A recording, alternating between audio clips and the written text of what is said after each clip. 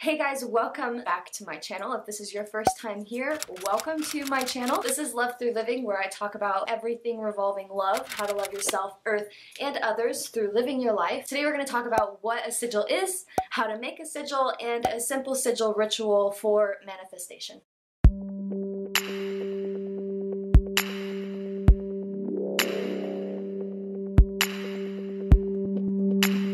So first, what is a sigil? According to Google, an inscribed or painted symbol considered to have magical power, also known as a seal or a sign or symbol. So what this is basically turning whatever it is that you're looking to manifest, your intention, into a symbol that holds the energy of whatever it is that you're looking to manifest. Today, for our example, we are going to manifest monetary abundance. Before you do anything with your sigil, it's really important to get clear with what it is that you want to manifest. What is your intention? This is probably the most important part of the whole thing, because words have multiple meanings. And when it comes to the law of attraction, you want to make sure that you're putting out exactly what you want to receive, not something that's going to come back to you in a different form that's going to take you away from your goal. So, for example, instead of saying, I am abundant, we want to talk about what sort of abundance, because we don't want to receive an abundance of problems. We want to make our phrase in present tense. So we're talking I am phrases. So I am monetarily abundant. I am financially free. I am whatever it is that you're looking to manifest. And then that's when we can get into actually creating the sigil.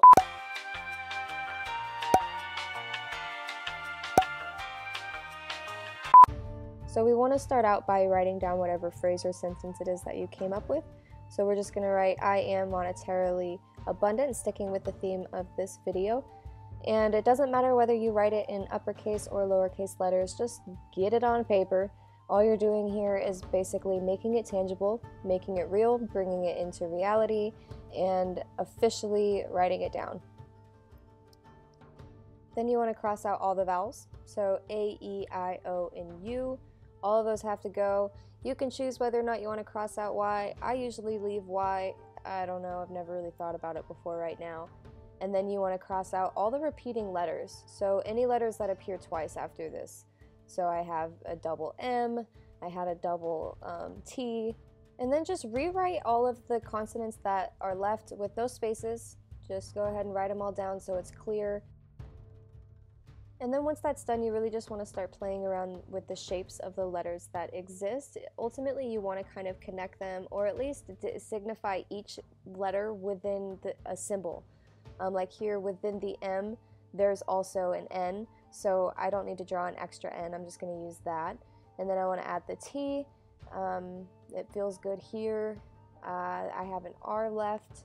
I think I might just bring that off of this side here.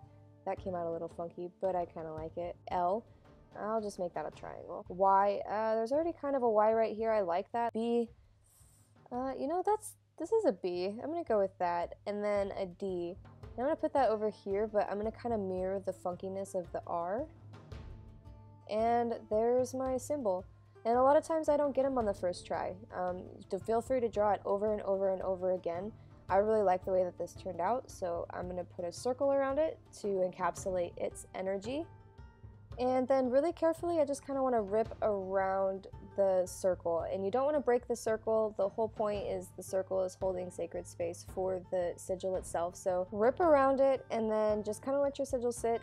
Honor it for a moment and go do something else. Walk away from it, come back, look at it with what I call a naked mind, a naked brain, and see it for the first time, essentially. And the first time you're looking at it with nothing around it but the actual sigil or symbol itself. The next thing that you want to do is charge it. There are a bunch of different ways that you can charge it. You can charge it with peaks of energy, you can charge it with tantric energy, calm, mindful, present energy. You can charge it with the moon or the sun. There are a whole bunch of different rituals revolving charging your tools. And so for this example, we're just going to use calm meditative energy to charge our sigil. What I like to do is just find a quiet headspace, whatever's available to me at the moment. Light some candles if I have them, maybe some incense, some sage or Palo Santo, grab some crystals if I feel called to work with crystals as well, and then just fall into a meditative state, Holding your sigil. As you meditate, of course you want to focus on the present moment and not allow yourself to get lost in thought trails, but really do kind of keep your consciousness on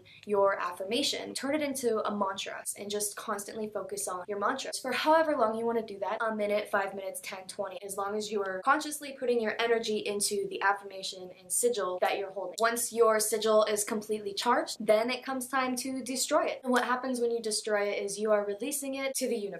And when I mean destroy it, I mean by breaking the sacred circle that holds your sigil, releasing the energy that's encapsulated within your sigil circle into the universe. And you can do this a number of ways, whether you want to just rip it and then maybe keep it for later, or you want to put it in water and allow it to dissolve and water your plants with it, or my favorite way is to burn it. My favorite energy to work with is fire energy. I'm an Aries. It's my preferred element.